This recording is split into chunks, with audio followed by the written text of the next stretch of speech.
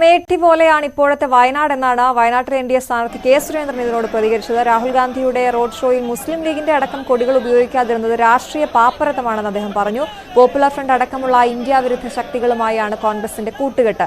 ദേശീയ തലത്തിൽ തന്നെ ഇത് പ്രചാരണ വിഷയമാകുമെന്നും കെ സുരേന്ദ്രൻ പറഞ്ഞു.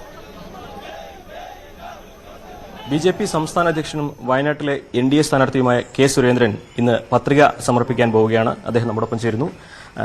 ഇന്ന് വളരെ പ്രധാനപ്പെട്ട ദിവസമാണ്. സ്മൃതി ഇറാനി വരുന്നു, വലിയ റോഡ് ഷോ, പത്രികാ സമർപ്പണം. എങ്ങനെയാണ് കാര്യങ്ങൾ?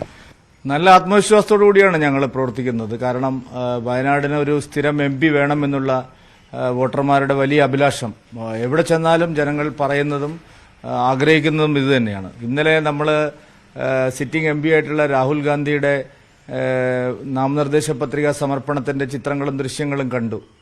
നാമനിർദ്ദേശ പത്രിക കൊടുക്കാൻ പോകുമ്പോൾ തന്നെ ലീഗിന്റെ കൊടിയൊക്കെ ഒഴിവാക്കിയിട്ടാണ് പോകുന്നത്.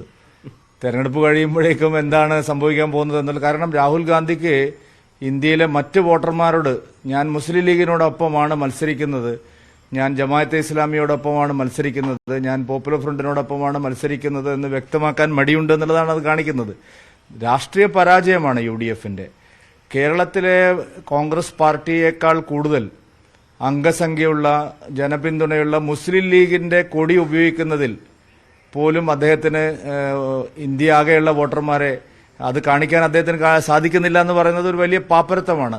UDFനെ സംബന്ധിച്ചിടത്തോളം മുസ്ലിം ലീഗിന്റെ പിന്തുണയോടുകൂടി മറ്റ് മുസ്ലിം മത മൗലികവാദ സംഘടനകളുടെ പിന്തുണയോടുകൂടിയാണ് UDF ഇവിടെ കേരളത്തിൽ പോകുന്നത്.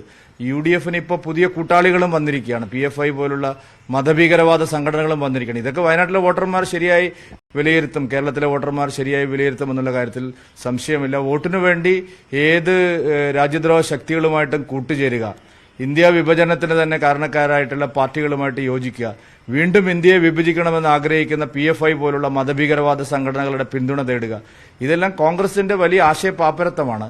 കോൺഗ്രസ് പാർട്ടി സ്വാതന്ത്ര്യത്തിന് വേണ്ടി പോരാടിയ ഒരു പാർട്ടിയാണ്. ആ പാർട്ടിയുടെ പുതിയ തലമുറയാണ് ഈ തരത്തിൽ ഇന്ത്യ വിരുദ്ധ ശക്തികളുമായി കൈകോർക്കുന്നത്.